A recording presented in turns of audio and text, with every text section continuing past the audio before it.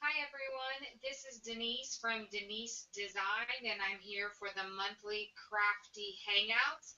This month's craft is a party craft theme and it is sponsored by Online Labels.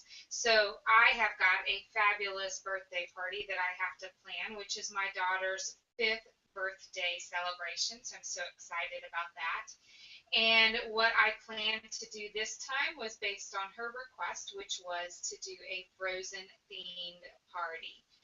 So, like always, I do my own party decorations, designs, etc. Some of it a combination of downloading my own and creating my own images and or decoration supplies, or as well going to Etsy and selecting different designs there.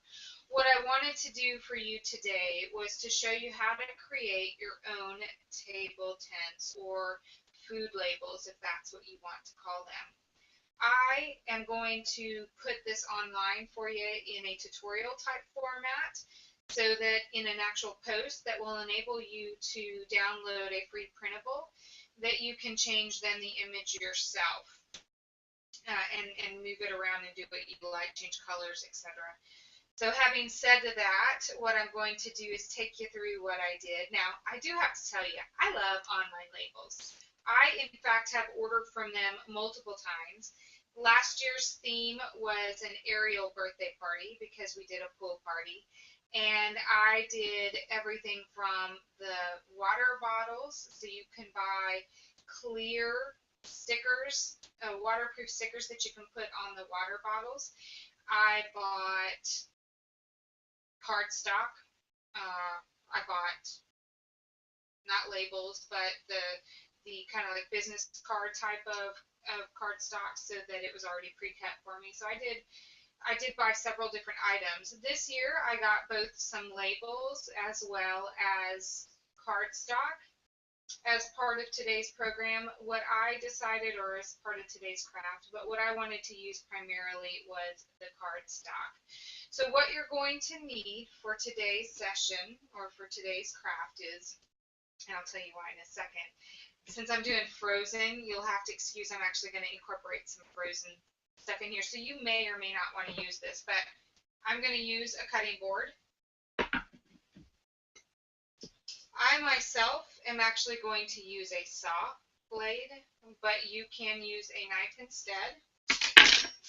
You will want to purchase some foam balls, and this will be, I'll show you in a second what for, and you can purchase any size. You can get them at any local craft store. I went to Michael's specifically and bought those.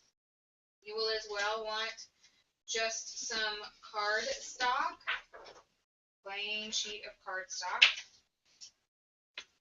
You will as well want some sort of cutter, or you can instead, if you don't have one of those, not everyone does, unless you're a scrapbooker or a blogger or a crafter, you can use just a plain old pair of scissors. You'll also need a laptop or computer access. You'll need Word, and then you'll need to go ahead and choose your design, your color. So you'll want to know that ahead of time, or at least start planning for it and do some effort in that area as you prep. And then as it relates to images, you'll want to either go to iStock, Photo, or Photo Bucket, or a free clip art, so you can either purchase or find some free images that you can download. Now what I did was in the tutorial that I provide online in the next couple of weeks, I'll actually detail how to do each of the components. But what I did was I created, it's a little bit harder on a video format, I created in Word these 4 boxes, as you can see. I made them the pink color because the theme color is pink, obviously. And then I created a frame. I obviously had to size them. I created a frame, and then I found a free image that I downloaded, and it's the Olaf image. So once you have created that, you will then want to print it. Now, reminder, I'm going to give you this so that you yourself can just download it and change the image. I'm going to leave it in a Word doc so you can edit it. And I used plain cardstock without any perforated lines because I wanted to be able to make such large images and then cut them myself. So once I have them printed, I take my cutting board, I take a brand new ball,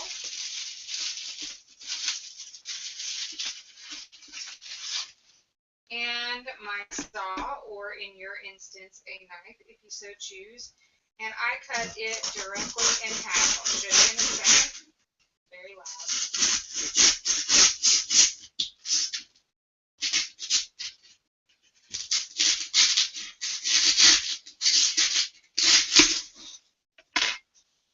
And then I have two balls. I'm then going to take the one half of the ball, and right in the center, you can see that, I'm going to cut a little bit of, if you can see now what that looks like.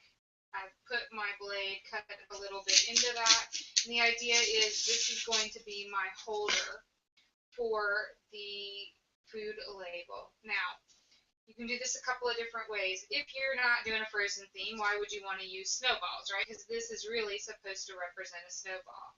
You could, however, paint it. You could glitter it up. There are a lot of things you could do so that you could map to the theme that you plan on using for your party. I then take my paper cutter, handy dandy paper cutter, along with my printed pages, and I start to cut away. And I'll show you in a second what that looks like, what the end result is.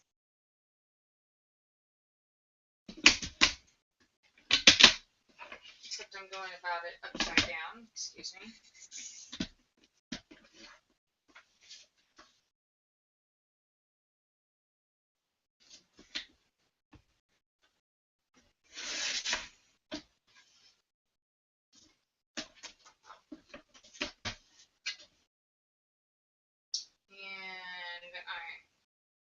Going to continue to cut it all out for me.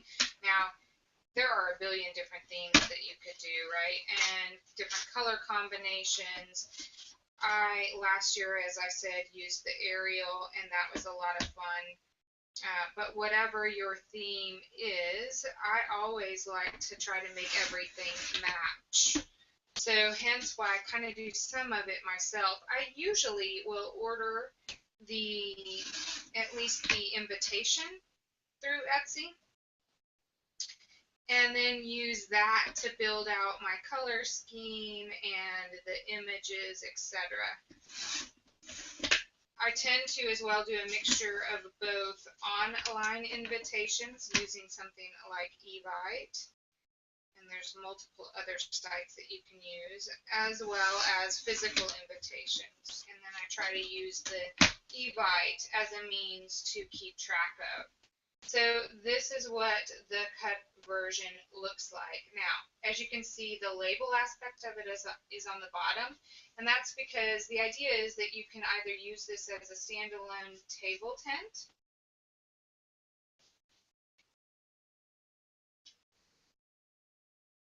or, as I did, or as I plan to, be able to stick it into my snowball. And then, of course, you'll want to use some sort of pen or marker, and I'm going to snowflake pretzels. If I can actually find them, I hope I can. And there you have it. See it? Snowflake pretzels. And my label goes right in my label holder now. So now I've got a nifty way to both provide my guests with a description of what the food item is, as well as now I have a table tent or food label holder, and additionally using the online labels, utilizing their paper, I was able to create this nifty, spiffy food label. All right, so having said that, I am now done. That was pretty easy. What I would like and I challenge you to do is to come up with your own theme.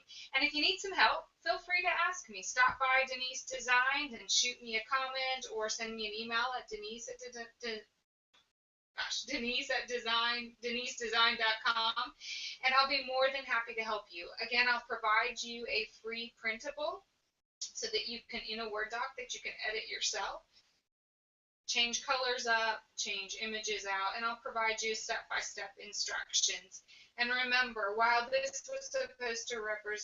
holder's supposed to represent a snowflake, you can actually do whatever you want with that. But more importantly is making sure that you order from onlinelabels.com ahead of time. You can order perforated or cardstock. You can also order transparent labels for your colored labels or white labels for your water bottles. You name it, they have it. So be sure to stop by onlinelabels.com. Additionally, for any of the other crafts for this month, which were the party crafts sponsored again by Online Labels, you can go to craftyhangouts.com to see both that or this particular theme or any of the past month's themes, in which we've done everything from mason jars to you name it. So thanks again for visiting me here today at Denise Design. I'm glad to be back in the saddle again as I've been gone for a little bit of time, but again, look forward to seeing you the next time around. Enjoy. Hope you have fun with this craft, and I appreciate you guys stopping by. Thanks.